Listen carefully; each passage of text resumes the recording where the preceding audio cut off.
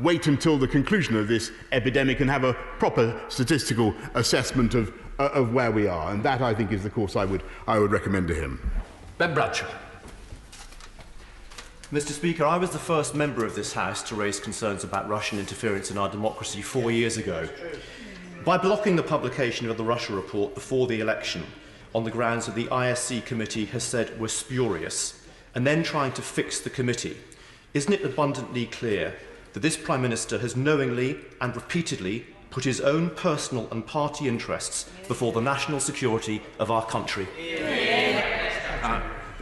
No, Mr. Speaker, and I think that's a pretty lamentable way of looking at it, lamentable question, because after all, if he thought there was genuinely something in the ISC report that showed that, for instance, the Brexit referendum had been undermined by Russia, then he would now be saying it, but that doesn't appear. And I'm afraid what you have here, as I'm afraid I've told the House several times, is the rage and fury of the Remainer elite, finding that there is in fact nothing in this report and no smoking gun whatever after all that froth and fury, and suddenly all those who want to remain in the EU find that they have no argument to stand on, and I regret that they should simply move on. Still. Thank you, Mr. Speaker. I visited 9 schools in Peterborough in recent weeks. Heads, teachers and of course support staff are doing brilliant work facilitating e-learning and looking after vulnerable families. But their huge effort is no substitute for classroom learning. Does the Prime Minister agree with me that it's absolutely vital that we get children back where they belong, in the classroom, from September? I do indeed agree with that, Mr. Speaker, and it will be a fantastic thing to hear the Labour Party stand up to their friends in the unions and issue the same instruction. I think that'd be a wonderful thing. Thank you, Mr. Speaker. The Social Market Foundation report identified Hull as the area facing the worst economic hit and the slowest recovery to COVID-19. Now, I have stood here in this place and called on the government for support for the caravan manufacturing, for Hull Trains, the Deep, Hull City Council, excluded young entrepreneurs and many others, and received an inadequate response from the government that fails to address the gravity of the situation Hull faces. What the Prime Minister needs to recognise is that you cannot level up by shutting down.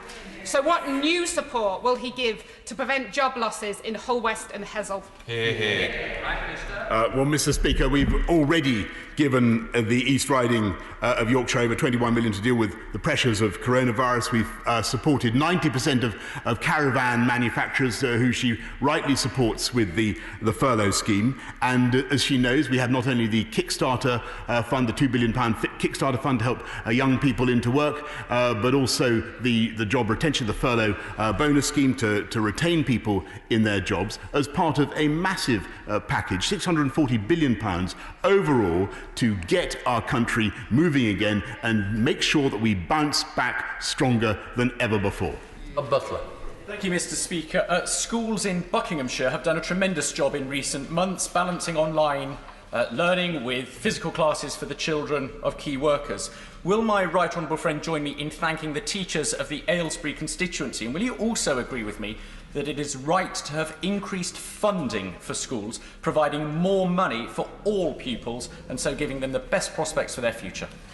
Yes, Mr. Speaker, and I am proud that we have fulfilled our promise, our manifesto promise. We're levelling up school funding across the country so that every primary school pupil receives at least £4,000 per head, every secondary school pupil £5,150, and I pay tribute to all the teachers and all the schools in his constituency for the excellent work that they've done in the last few months.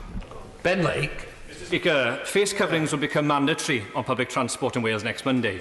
Now, a zero VAT rating has been applied to most PPE since the 1st of May, but at present it does not apply to non-medical face coverings.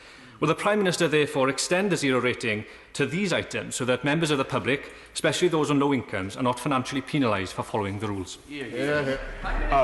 Well, Mr. Speaker, as the honourable gentleman knows, and I thank him very much for his question, we have removed VAT from all PPE, including VAT on face masks that, as everybody knows, can protect from infection. And that removed the burden of VAT in care homes, NHS trusts, and for key workers. For homemade face masks, those which meet the PHE guidance will be covered and will continue to be covered by the zero rate. But I'm happy to ask the relevant minister to write to him to clarify the entire position. Liam Miller.